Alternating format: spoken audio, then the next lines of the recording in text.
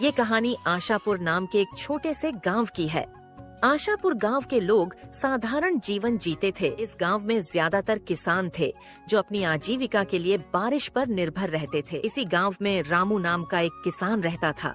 रामू मेहनती और ईमानदार था, लेकिन वह हमेशा अपनी किस्मत को कोसता रहता था। और आखिर कोसे भी क्यों ना, रामू बहुत मेहनत करता था, परंतु उसकी फसल कभी समय पर नहीं पकती, और जब पकती तो बारिश या सूखा सब बर्बाद कर देता। यह कहानी उसकी बदकिस्मती और एक अद्भुत मोड़ की है। एक दिन इसी तरह काम करने रामू सुबह सुबह अपने खेत पर पहुंच जाता है। रामू के पास एक छोटी सी जमीन थी जो अगल बगल से दूसरों की जमीन से जुड़ी हुई थी। रामू जब अपने खेत पर पहुंचा तो वो देखता है उसके अलावा अगल बगल के खेतों पर काम करने कोई भी नहीं आया है। ये क्या, अब तक कोई नहीं आया? लगता है किसी को कुछ पड़ी ही नहीं है। चलो, अब इनके लिए तो मैं कुछ नहीं कर सकता, पर कम से कम अपने खेत का काम तो कर सकता हूँ। फिर रामू कुदाल लेकर अपने खेत पर काम करने लगता है। काम करते करते सुबह की दोपहर हो जाती है, पर रामू अपने काम करने में इतना व्यस्त था कि उसे तो समय का पता ही नहीं लगता है। तभी थोड़ी देर में उसकी पत्नी गौरी उसके लिए खाना लेकर आती है। सुनते हो, आओ आकर खाना खा लो। गौरी की आवाज सुनकर रामू को समझ आता है कि दोपहर हो गई है। अरे ये क्या, दोपहर हो गई? समय का तो पता ही नहीं चला। चलो, अब गौरी खाना लेकर आ गई है तो खाना खाकर थोड़ी देर आराम करके फिर काम करता हूँ। रामू गौरी के साथ खेतों के पास वाले पेड़ के नीचे बैठकर खाना खाने लगता है। क्या हुआ जी? लगता है आज कुछ ज्यादा ही थक गए हो। हाँ, आज सुबह से लगातार खेतों पर काम कर रहा था। सुबह की दोपहर हो गई, पता भी नहीं चला। तो आपने थोड़ी देर आराम क्यों नहीं किया? मैं क्या करता, अगल बगल के खेतों पर कोई काम करने आया ही नहीं, तो मुझे लगा अभी दोपहर होने में समय है, इसलिए मैं भी लगा रहा। वो तो तुम आई तो पता चला कि दोपहर हो गई। क्या हुआ, अब तक कोई आया क्यों नहीं खेतों पर काम करने? वही तो, इन लोगों का ही सही है, जब मर्जी आते हैं, जब मर्जी जाते हैं। और एक मैं हूँ जो इतनी मेहनत करता हूँ, फिर भी पता नहीं कैसी किस्मत है मेरी, जो हमेशा कोई ना कोई बहाने से मेरी मेहनत बर्बाद कर ही देती है। रामू को इतने परेशान देखकर गौरी उसे दिलासा देने की कोशिश करती है। आप इतना क्यों दुखी हो रहे हो? आपको पता है ना, आप मेहनत करते हो तो बस, किस्मत को क्या कोसना। आज आपकी किस्मत साथ नहीं दे रही है, पर क्या पता कल आपकी किस्मत आपका साथ देने लगे। हाँ गौरी, पर ये कल कब आएगा? कब मेरी किस्मत मेरा साथ देने लगेगी? मैं जब सोचता हूँ कि इस बार कोई परेशानी नहीं होगी, तो फिर कहीं ना कहीं से कोई ना कोई परेशानी आ ही जाती है। कभी कभी तो मुझे लगता है कि विधाता को भी मुझे परेशान करने मजा आता है। आप निराश मत होइए। देखिए, आप बस अपने मेहनत पर ध्यान दीजिए। मुझे पूरा भरोसा है कि आज नहीं तो कल आप खुद मुझे कहेंगे कि लगता है किस्मत मेरा साथ दे रही है। देखते हैं गौरी, ये समय कब आता है। रामू को खाना खिलाकर गौरी वहाँ से चली जाती है और रामू फिर से अपने खेत में काम करने लगता है। रामू अपने खेत में काम कर ही रहा होता है, तभी वहाँ बगल वाले खेत का मालिक हरि आता है। रामू को काम करता देख हरि उसे आवाज लगाता है। और रामू भाई, क्या हाल है? लगता है आज कुछ जल्दी ही आ गए थे खेत पर काम करने। जल्दी जल्दी कैसी हरि भाई, दोपहर हो चुकी है। तुम आज कुछ ज्यादा ही देर से आए हो। हाँ भाई, आज थोड़ा देर से उठा था तो सोचा दोपहर का खाना खाकर ही जाता हूँ खेत पर तुम्हें क्या हुआ है रामू भाई? खेत को देखकर लग रहा है तुम्हारा पूरा काम हो गया है, पर तुम्हारे चेहरे को देखकर लग रहा है काम अब तक शुरू भी नहीं हुआ है। नहीं भाई, ऐसी कोई बात नहीं है, वो बस अपनी किस्मत को लेकर थोड़ा परेशान था। अरे रामू भाई, कब तक अपनी किस्मत को कोसते रहोगे और कब तक किस्मत के भरोसे चलते रहोगे? अब किस्मत को कोसू नहीं तो क्या करूं भाई? तुम तो जानते ही हो ना, पिछले साल बाढ़ आई, फिर सूखा पड़ गया था, और अब जब इस साल कोई प्रकोप नहीं है तो दिन ब दिन मंडी में अनाज के दाम गिर रहे हैं। भाई मुझे एक बात बताओ, हम दोनों के खेत एक दूसरे के अगल बगल में हैं, यानी तुम्हारे खेत में जो आफत आई होगी वही मेरे यहाँ भी हुआ होगा, पर मैं तो नहीं कोस रहा अपनी किस्मत को। हाँ, मैं भी मानता हूँ कि किस्मत का साथ बहुत जरूरी होता है, पर सुनो भाई, मेहनत का फल जरूर मिलता है। कभी कभी हमें किस्मत को बदलने के लिए खुद कदम उठाने पड़ते हैं। मैं कुछ समझा नहीं भाई, जरा विस्तार से बताओ। रामू भाई, तुम खेती के अलावा क्या करते हो? रामू हरि का ये प्रश्न सुनकर थोड़ा चौंक जाता है। उसे लगा कि शायद हरि के पास कोई ऐसी बात है जो उसकी समस्या का समाधान कर सकती है। हरि भाई, मेरे पास खेती के अलावा और कोई काम नहीं है। मेरे पिता और दादा भी यही करते थे। पहले दादा की जमीन पिताजी को मिली थी, और अब मुझे, तो हम हमेशा से अपनी जमीन पर ही निर्भर रहे हैं। देखो भाई, वो पहले का समय था जब खेती किसानी से तुम अपना और अपने घर वालों का पालन पोषण कर सकते थे, पर अब तुम्हें उसके अलावा भी कुछ करना पड़ेगा। हरि भाई, खेती के अलावा क्या करूं? भाई मैं तुम्हें बताऊंगा, नहीं दिखाऊंगा। पहले तुम फटाफट से अपना सारा काम निपटा लो और मैं मेरे खेत का काम कर लेता हूँ, फिर मैं तुम्हें मेरे साथ अपने घर ले जाता हूँ। ठीक है भाई, मैं अभी अपने खेत का काम निपटा लेता हूँ। फिर दोनों जान अपने अपने खेतों में काम करने लगते हैं।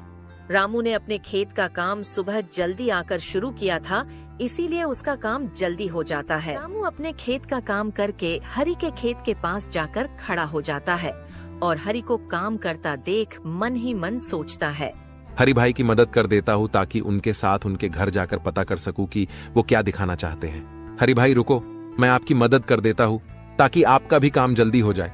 ठीक है भाई। फिर क्या था, रामू भी हरि के खेत में उसके काम में मदद करने लगता है। रामू के मदद करने की वजह से हरि के खेत का काम भी जल्दी हो जाता है। धन्यवाद रामू भाई, आपकी वजह से आज मेरे खेत का काम जल्दी हो गया। धन्यवाद किस बात का भाई, आप भी तो मेरी मदद करने वाले हो, तो मेरा भी तो फर्ज बनता है आपकी मदद करना। हाँ भाई, चलो मेरे घर चलते हैं।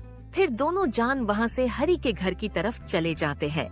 चलते चलते दोनों हरि के घर के पास पहुँच जाते, पर घर में जाने से पहले हरि रामू को बाहर ही रोक लेता है। रामू भाई, तुम बहुत परेशान थे, इसीलिए मैं तुम्हें अपने साथ अपना ये राज बताने लाया हूँ। पर मैं जो तरीका तुमको बताऊंगा और घर पर जो चीजें तुम देखोगे वो तुम किसी और को नहीं बताओगे। हरि की ये बात सुनकर रामू थोड़ा चौंक जाता है और सोचने लगता है, मुझे कुछ गड़बड़ लग रहा है, वरना हरि भाई ऐसी बात नहीं करते। पता नहीं वो घर पर मुझे क्या दिखाने वाले हैं। अरे रामू भाई, कहाँ खो गए? डरो मत, मैं तुम्हें जो दिखाने वाला हूँ उसकी मदद से तुम्हारी मेहनत कभी बर्बाद नहीं होगी, चाहे सूखा पड़े या बाढ़ ही क्यों ना आ जाए। रामू थोड़ा परेशान तो हो जाता है, पर फिर भी वो हरि के साथ उसके घर में जाता है। रामू हरि की बातों से थोड़ा परेशान तो था, परंतु हरि के घर के अंदर का साजो सामान देखकर रामू की परेशानी और बढ़ जाती है। बाप रे बाप, इतना सारा सामान। हरि भाई, तुम्हारा घर बाहर से तो किसी किसान का लग रहा था, पर इसके अंदर का माहौल तो किसी व्यापारी के घर जैसा है। भाई अभी तो कुछ नहीं है, मैं तुम्हें जो दिखाने वाला हूँ उसे देखकर तो तुम्हारे होश उड़ जाएंगे। हरि की बातें सुनकर रामू की बेचैनी बढ़ने लगती है।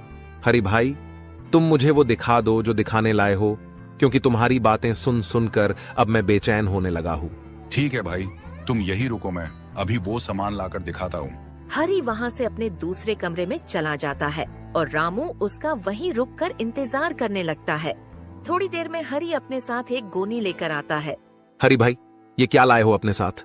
भाई इसी में तो है वो चीज जो तुम्हारी हर समस्या को दूर कर देगी। ऐसा क्या है इस गोनी में? हरि उसे वो खोलकर उसमें रखी चीज दिखा देता है। भाई ये क्या? ये तो चावल है। रामू भाई, ये कोई मामूली चावल के दाने नहीं हैं, ये मैंने चीन से मंगाए हैं। मैं कुछ समझा नहीं भाई, तुमने चावल के दाने चीन से क्यों मंगाए? और ये चीन के चावल मेरी किस प्रकार मदद कर सकते हैं?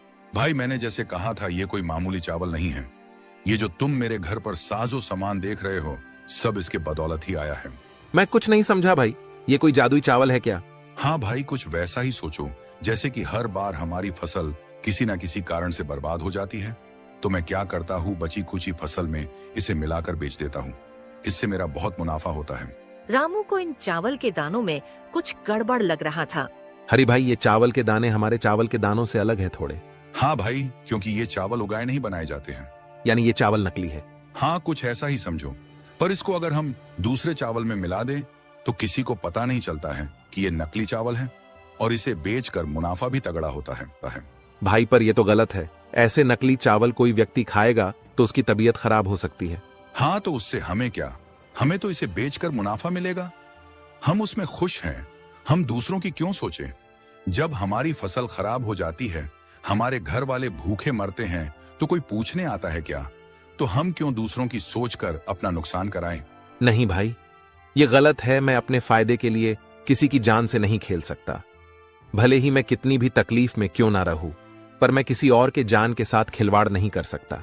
रामू भाई, एक बार फिर से सोच लो, ये चावल तुम्हें बहुत अमीर बना सकते हैं, और तो और इनके होते हुए तुम्हें अपने फसल की ज्यादा चिंता भी नहीं करनी होगी।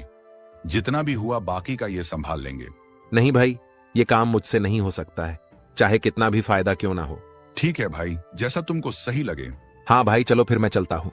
रामू हरि के घर से निकल जाता है रामू फिर से परेशान होकर अपने घर की तरफ चल पड़ता है। चलते चलते रामू परेशान हालत में एक पेड़ के नीचे आकर बैठ जाता है। अब क्या करूं मैं? अपने नसीब को कोसूं या नहीं? कुछ देर पहले तक लग रहा था कि मुझे कोई नई राह मिल जाएगी जो मेरी किस्मत को बदल देगी, पर आखिर हुआ वही, फिर मेरी किस्मत दगा दे गई। अब मैं क्या करूं? आखिर कब तक इस किस्मत को कोस के काम होगा मेरा? रामू परेशान होकर पेड़ के नीचे अपने आप से बात कर रहा होता है। तभी वहाँ पास से एक साधु बाबा गुजर रहे होते हैं और रामू को इतने परेशान देखकर बाबा उसके पास चले जाते हैं। क्या हुआ बेटा, इतने परेशान क्यों हो? कोई तकलीफ है क्या? रामू बाबा को देखकर चौंक जाता है। नहीं बाबा, कोई परेशानी नहीं है। देखो बेटा, मुझसे छुपाकर क्या करोगे? तुम्हारी शक्ल बता रही है कि तुम बहुत परेशान हो।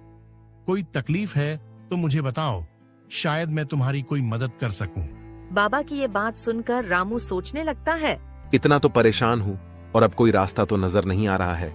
एक बार बाबा से बात करके देखता हूँ, शायद वो कोई उपाय बता दे। क्या सोच रहे हो बेटा? बोलो, क्या परेशानी है? एक परेशानी तो है बाबा, मैं मेरी किस्मत से परेशान हूँ। मुझे ऐसा लगता है वो मेरा साथ कभी नहीं देती है। क्यों बेटा, तुम्हें ऐसा क्यों लगता है? बाबा, मैं एक मामूली किसान हूँ जिसका सारा संसार खेती बाड़ी पर निर्भर है और मैं पूरी ईमानदारी से अपने खेत पर काम करता हूँ, पर मेरी किस्मत कभी साथ नहीं देती है। कभी बारिश मेरी फसल खराब कर देती है, कभी सूखा पड़ जाता है और किसी साल फसल बच गई तो उस साल मंडी में फसल की दाम कम हो जाती है। बेटा, तो तुम किसानी के अलावा कुछ करने की क्यों नहीं सोचते हो? बाबा, मेरे पुश्ते किसानी ही करते आ रही है और फिर मैं किसानी कैसे छोड़ दूं? और किसानी छोड़ना तो कोई तरीका नहीं है ना बाबा। इसी तरह अगर हर किसान परेशान होकर किसानी छोड़ दे तो लोग तो भूखे मर जाएंगे। हाँ बेटा, यही तो सोचकर तुम्हें और मेहनत करनी होगी। बाबा, मैं मेहनत करने से पीछे नहीं हटता, पर आखिर मेरा भी घर परिवार है। मुझे मेरे अलावा उनका भी देख सोचकर चलना पड़ता है।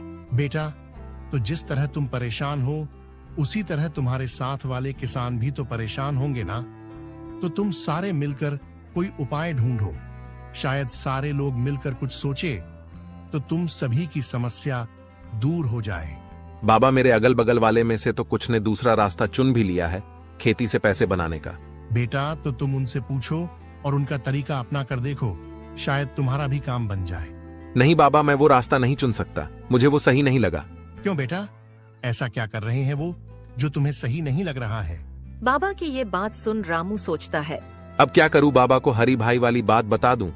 किस तरह वो लोगों की जान के साथ खिलवाड़ कर रहे हैं? बता देता हूं, पर हरी भाई का नाम नहीं लूंगा क्योंकि आखिर वो मेरी मदद करने की कोशिश ही कर रहे थे। हाँ बाबा, मेरे जान पहचान में एक किसान भाई बहुत गलत काम कर रहे हैं। क्या गलत कर रहे हैं, जरा मुझे भी बताना तो। बाबा, आज मैं सुबह उनसे मिला था और आपकी तरह मुझे परेशान देखकर उन्होंने भी मेरी मदद करने की सोची।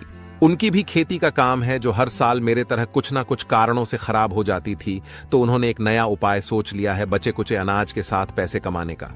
ऐसा क्या करते हैं बेटा वो बचे हुए अनाज से? बाबा, उन्होंने चीन से चावल मंगा लिया है और वो उन्हें अपने बचे हुए चावल के दानों में मिला देते हैं, जिसे बेचकर वो बहुत पैसे कमा रहे हैं। हाँ, तो बेटा इसमें क्या गलत है? तुम भी चीन से मंगा लो और उनके ही तरह बेचो। नहीं बाबा, आप शायद समझे नहीं। वो चावल जो चीन से मंगाते हैं वो मामूली चावल नहीं है, क्योंकि उन्हें उगाया नहीं बनाया जाता है। रामू की ये बात सुनकर बाबा चौंक जाते हैं। क्या कहा बेटा? चावल जिन्हें उगाया नहीं बनाया गया है, यानी वो नकली चावल है? हाँ बाबा, वो चावल नकली होते हैं और उन्हें अगर अपने चावल के दानों में मिला दो तो पता ही नहीं चलता कि नकली कौन सा है और असली कौन सा। बेटा, पर ये नकली चावल तो लोगों की जान ले सकते हैं ना? हाँ बाबा, इसीलिए तो मैंने वो रास्ता नहीं चुना, क्योंकि मैं अपने फायदे के लिए किसी की जान नहीं ले सकता, भले ही इसके लिए मुझे और कितना भी परेशान क्यों ना होना पड़े। वाह बेटा, क्या खूब बात कही तुमने। तुमने अच्छा किया वो रास्ता नहीं चुनकर, क्योंकि अभी तो तुम्हें शायद फायदा हो भी जाता, पर बाद में तुम्हें तुम्हारी गलतियों पर पछताना पड़ता। हाँ बाबा, मेरा भी परिवार है। अगर मैं ये गलत काम करूंगा तो कल मेरे परिवार के साथ भी कुछ गलत हो सकता है। हाँ बेटा, हमारी गलतियों की सजा कभी कभी हमारे परिजनों को भी भुगतनी पड़ती है। बाबा, अब आप ही बताइए, आखिर मैं क्या करूं? मेरी किस्मत के तारे में कैसे सुधारूं? आखिर मेरा भी परिवार है, मुझे उनका भी तो सोचना पड़ेगा। बाबा बेटा, तुम मेरा एक काम करो तो मैं तुम्हें इस समस्या से बाहर निकलने में मदद करूंगा। बोलिए बाबा, मैं क्या करूं? मैं आपके सारे काम करने तैयार हूं, बस आप मुझे इस समस्या से बाहर निकालिए। बेटा, तुम्हें कुछ ज्यादा नहीं करना है। तुमने कहा ना तुम्हारा भी परिवार है, तो तुम्हें बस उनसे जाके ये चीन के चावल वाली बात बतानी है, क्योंकि तुमने अपना सोचकर मना कर दिया। पर क्या तुमने अपने परिवार वालों से पूछा इस बारे में? नहीं बाबा, नहीं पूछा किसी से भी। तो एक बार उनसे पूछकर देखो उनका इस बारे में क्या कहना है। फिर कल सुबह तुम मुझे यही मिलना, मैं तुम्हारा इंतजार करूंगा। ठीक है बाबा, मैं मेरी पत्नी से इस बारे में बात करके आपको कल सुबह यही मिलता हूँ। फिर क्या था, रामू वहाँ से अपने घर के लिए निकल जाता है। रामू घर पहुँचते ही सबसे पहले अपनी पत्नी गौरी को आवाज लगाकर बुलाता है। गौरी, मैं खेत से आ गया हूँ, जरा यहाँ आना, तो तुमसे एक जरूरी बात करनी है। रामू की आवाज सुन गौरी वहाँ आती है। हाँ बोलिए, आपने मुझे बुलाया? हाँ, मुझे तुमसे कुछ जरूरी बात करनी थी। बोलिए, क्या बात करनी है? गौरी, तुम तो जानती हो हमारी खेती से कुछ समय से हमें कोई मदद नहीं मिल रही है। हाँ, आज दोपहर को तो आप बता रहे थे, वही ना? हाँ गौरी, वही। पर आज तुम्हारे जाने के बाद मेरे साथ एक घटना हुई जिसके बारे में मुझे तुम्हें बताना है। आज जब तुम चली गई, तुम्हारे जाने के बाद वहां मेरे एक किसान भाई आए और मुझे परेशान देख उन्होंने मुझे मेरे परेशान होने का कारण पूछा। तो मैंने सारी बात बता दी। पर गौर करने की बात यह है कि जो हाल मेरा था, कुछ वैसा ही हाल उनका भी था, पर उन्होंने इस परेशानी से निकलने का एक रास्ता ढूंढ लिया है। क्या बात है? कौन है वो? और आप उनसे वो तरीका क्यों नहीं पूछते? इससे आपकी भी समस्या दूर हो जाएगी। कौन है वो मत पूछो, मेरे एक शुभ चिंतक ही समझ लो। पर पहले तुम मेरी पूरी बात सुन लो।